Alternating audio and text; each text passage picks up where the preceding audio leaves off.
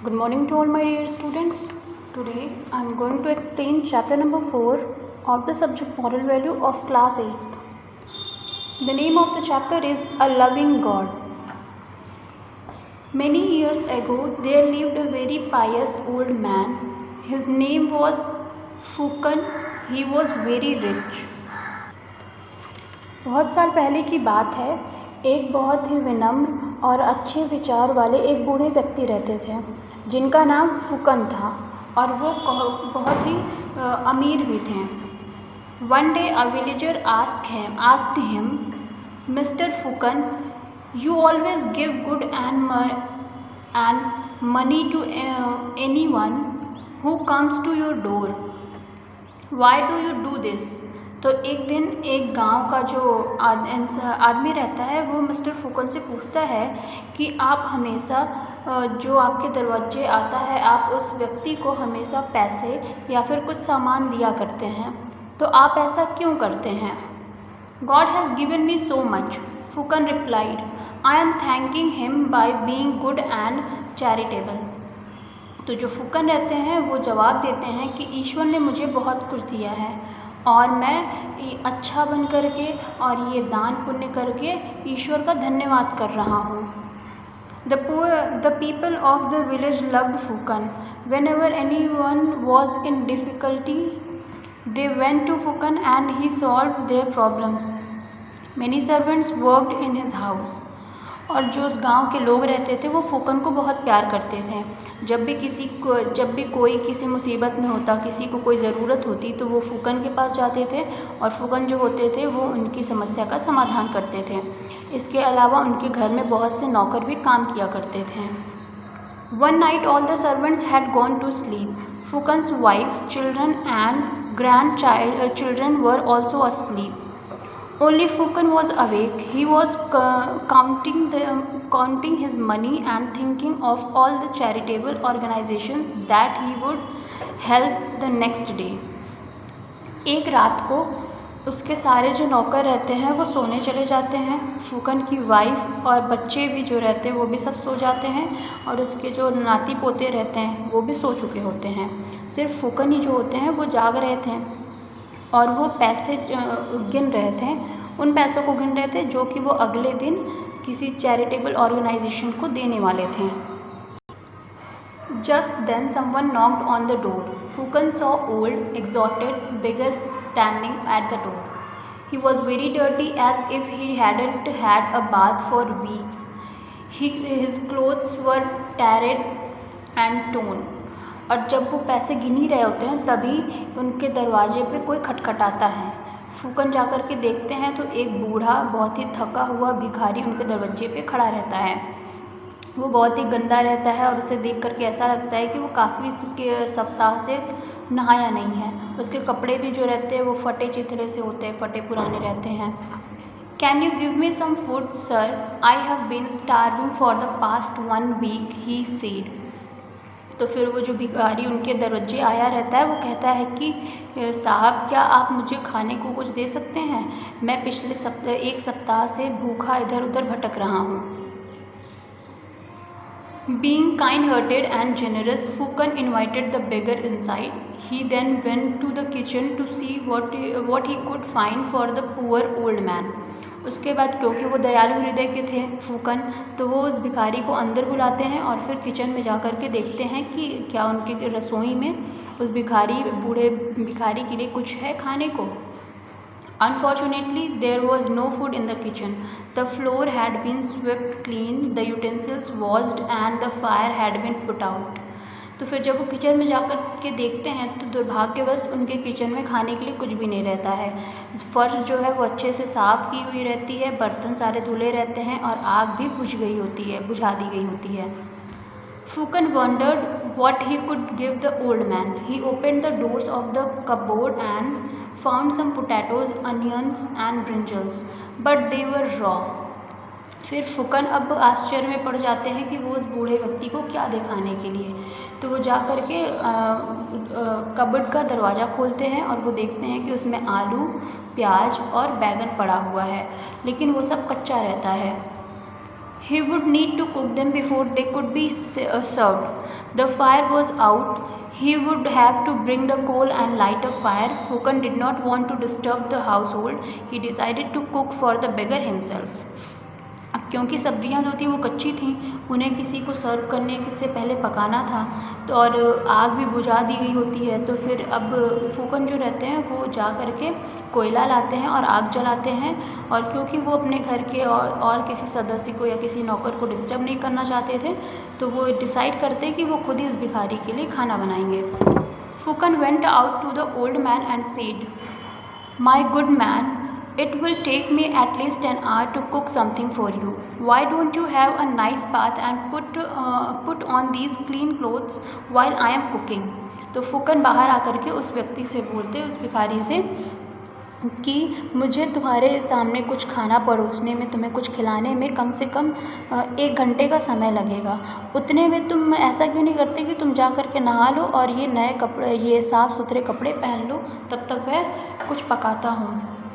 The beggar accepted Fukan's offer gratefully and went to have a bath. Soon Fukan came out of the kitchen and placed a plate full of rice, potato curry and brinjals in front of the old man. तो जो भिखारी रहता है वो फूकन की बात को मान लेता है विनम्रता से और फिर वो नहाने चला जाता है। जल्द ही फूकन जो रहते हैं वो किचन में से प्लेट में 1 प्लेट चावल भर करके और आलू और बैगन की सब्ज़ी उस भिखारी के लिए, बूढ़े भिखारी के लिए बना करके लेके आते हैं।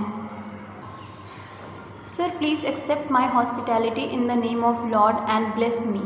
Praised the Lord for the food that he has provided for you," Fukan said as he made the now clean and sweet smiling beggar sit at the table. फूकन जब खाना लेकर के आते हैं तो वो उस भिखारी से बोलते हैं कि मुझे ये खाना ग्रहण करिए और मुझे आशीष दीजिए। और फूकन कहते हैं कि ईश्वर का धन्यवाद करिए कि उन्होंने आपको ये भोजन प्रदान किया है। फूकन जब ऐसा बोलते हैं तो भिखारी की फेस पे एक अच्छी सी स्वीट सी स्माइल रहती है और उसके बाद वो भिखारी टेबल पे बैठ जाता है। The hungry old man dragged the plate closer to him.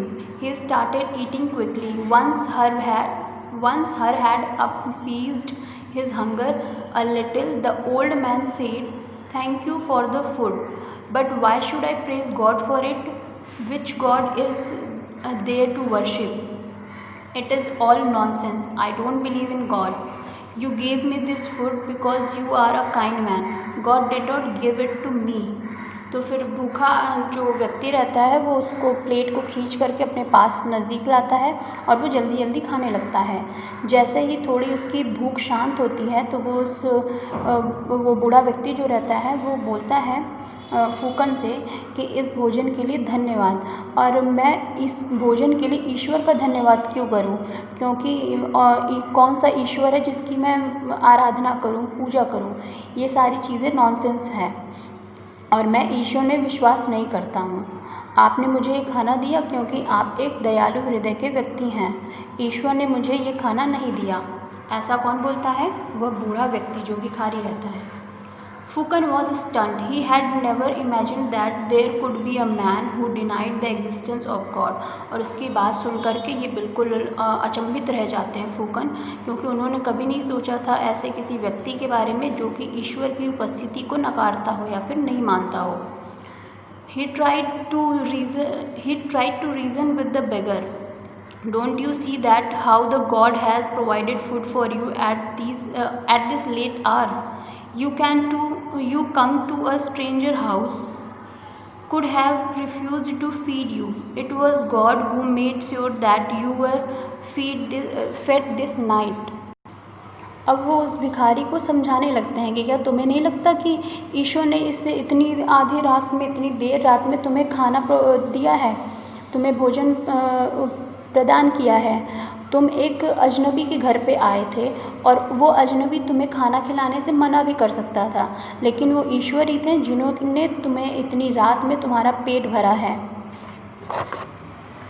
Could you have survived this long had not the loving God looked after you and provided for you throughout your life?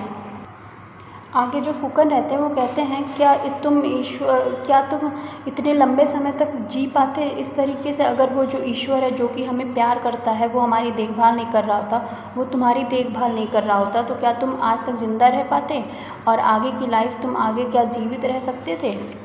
The old man was still busy in eating, और वो जो बूढ़ा व्यक्ति था वो अभी भी खाने में व्यस्त था। The food was hot and cooked well, he had not eaten so well for months, और वो खाना जो था बहुत ही गर्म और अच्छे से पका हुआ था और उसने कई महीनों से ऐसा स्वादिष्ट भोजन नहीं खाया था। Greedily swallowing the food he said, my dear sir, why do you speak of God? और लालचवश जब वो जल्दी जल्दी खाना निगल रहा था तभी वो बीच में बोलता है कि साहब, आप ईश्वर की बात क्यों कर रहे हैं? Have you ever seen him? क्या आपने उसे कभी देखा है? God didn't come here to give me the food, it is your good nature that made you give me food. वो आगे कहता है कि ईश्वर ने मुझे यहाँ आकर के खाना नहीं दिया है, वो आपका दयालु प्रकृति है, आपका अच्छा नेचर है जो कि मुझे खाना दे रहा है। I am grateful to you, और मैं आपके प्रति बहुत ही सहानुभूति रखता हूँ, मैं आपके प्रति बहुत ही ग्रेटफुल हूँ। I am not so silly as to waste my time thinking of a non existent God.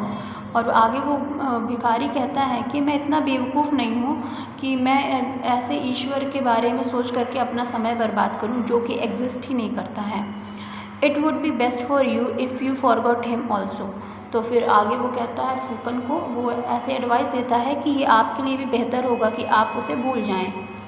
This was too much for Phukan, he could not longer contain himself. और ये बात जो थी वो फूकन के लिए बहुत ज़्यादा हो चुकी थी। अब वो अपने आप को धैर्यपूर्वक मतलब अपने आप को कंटेन नहीं रख पा रहे थे। ही बर्स्ट आउट इन एंगर, और उनका गुस्सा फूट जाता है। So you don't believe in God? तो वो उस भिखारी से पूछते हैं कि इसका मतलब कि तुम ईश्वर में विश्वास नहीं करते? You feel that you can look after your self without depending on God. और वो बोलते हैं फूकन कि तुम्हें तो ऐसा लगता है कि तुम ईश्वर के बिना भी अपने आप को अच्छे से संभाल करके रख सकते हो। If it is so get out of my house, there is no place here for atheist. तो फूकन बोलते हैं कि अगर ऐसा है तो तुम मेरे घर से बाहर निकल जाओ, और मेरे घर में ऐसे नास्तिकों के लिए कोई जगह नहीं है। Angrily he took away the plate of food from the old man and pushed him out of the house and closed his door. और फिर वो गुस्से में उस भिखारी से उसका खाने का प्लेट छीन लेते हैं और उसे अपने घर के दरवाजे से धक्का दे करके बाहर निकाल देते हैं। He was so angry that it took him a long time to say his prayers before going to bed that night. Say his prayer. और वो इतना ज़्यादा गुस्सा हो जाते हैं कि उनको अपना गुस्सा शांत करने में और ईश्वर से प्रार्थना करके वापस सोने जाने में बहुत ज़्यादा टाइम लग जाता है। वो सोने से पहले ईश्वर से प्रार्थना करते थे। He tossed and turned for a long time before falling asleep. वो सोने से पहले कई बार इधर उधर करवटें बदलते रहे। The beggar words kept